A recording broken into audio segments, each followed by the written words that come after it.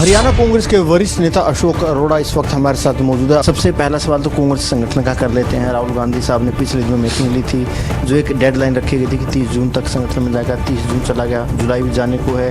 आखिर कब तक कांग्रेस का संगठन बनेगा, ये एक बड़ा सवाल है। 30 जून तक ऑब्जर्वर्स को पूरे ब्लॉक में स्टेट में जाना था, कार्यकर्ताओं से मिलना था और 31 जुलाई से पहले ये था कि हम जिला प्रधानों की घोषणा कर देंगे। हमारे प्रभारी का बयान भी आया कि 31 जुलाई तक कर देंगे। मुझे उम्मीद है कि आज कल में जिला प्रधानों की घोषणा हो जाएगी। एक दो दिन आगे पीछे भी हो सकता है। यहाँ और कारण रहे हार का, एक कारण ये भी था कि संगठन का ना होना, तो जल्दी होगा तो कार्यकर्ताओं में एक उत्साह है।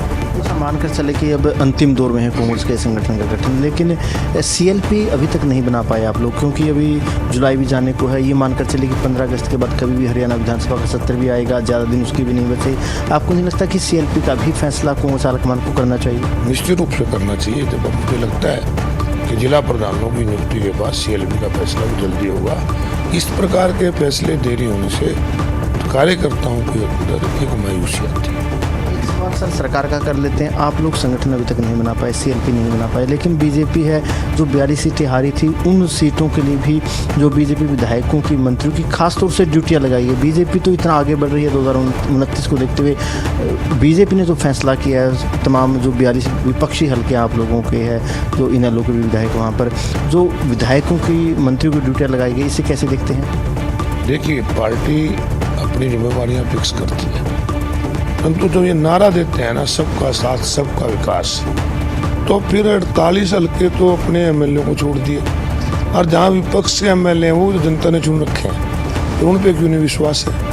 विकास सरकार ने करना है तो वहाँ चुने हुए एमएलए हैं, परंतु क्योंकि इनका प्रजातंत्र और संविधान पे विश्वास नहीं है, इस प्रकार से अनडेमोक्रेटिक वे से ये जो वहाँ चुने हुए एमएलए हैं उनको लेट डाउन करना चाहते हैं। कैबिनेट बैठक आने वाली है, उसमें विधानसभा सत्र की तारीखों पर मुहर लग जाएगी। मानकर चलते हैं कि 15 अगस्त के बाद कभी भी सेशन आएगा, तो कैसी आप लोगों की तैयारी रहने वाली? कौन से ऐसे बड़े मुद्दे हैं जिनको आप लोग सदन में लेकर जाएंगे? प्रदेश के अंदर आज हालात बहुत बुरे हैं। लगातार अपराध बढ़ता जा रहा है, दिन में गोलियां मार के चले जाते हैं। बढ़ते अपराध को लेकर चिंता जाहिर की जाएगी विधानसभा के अंदर। दूसरा सबसे बड़ा मुद्दा कि जब भी फसल का समय आता है, अगर डीएपी की जरूरत होती है, बाजार से डीएपी गायब कर देते हैं। अब यूरिया की जरूरत किसान को है, यूरिया नहीं मिल रहा। मुझे हैरानी होती है, श्याम सिंह राणा जी एक बच्चे किसान है, वो कहते हैं कोई कमी नहीं आ रही, यूरिया कोई खाने की चीज़ थोड़ी है। यूरिया की जब खेत में जरूरत होती है उतनी डालता है, कोई फालतू थोड़ी डालता है, परंतु क्योंकि यूरिया की कालाबाजारी हो रही है। अगर वो कह रहे हैं कि कमी नहीं है तो फिर किसान को क्यों नहीं मिल रहा?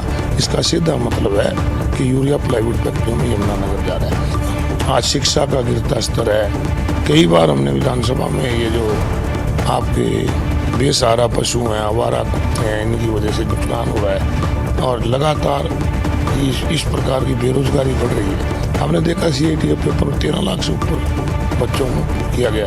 एक तरफ तो सरकार पीठ थपथपा रही है कि हमने पेपर अच्छा करा दिया, परंतु अगर उस दिन देखते ना सरकार के लोग, एक के साथ एक 13 लाख की बजाय 26 लाख लोग अपने ज़िले से दूसरे ज़िले में गए।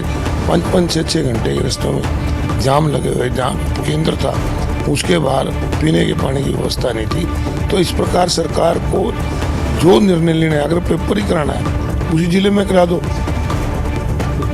अरोड़ा साहब का कहना है कि हरियाणा विधानसभा के मानसून सत्र के लिए कांग्रेस की पूरी तैयारियां रहने वाली है। चाहे कानून व्यवस्था का मुद्दा हो, यूरिया की कमी का मुद्दा हो, तमाम मुद्दे कांग्रेस की तरफ से उठाए जाएंगे। वहीं 42 विपक्षी हलकों में जिस तरीके से बीजेपी पार्टी की तरफ से जो विधायकों को जिम्मेदारियां दी गई है, अरोड़ा साहब का कहना है कि लोकतंत्र के लिहाज से ये ठीक नहीं है।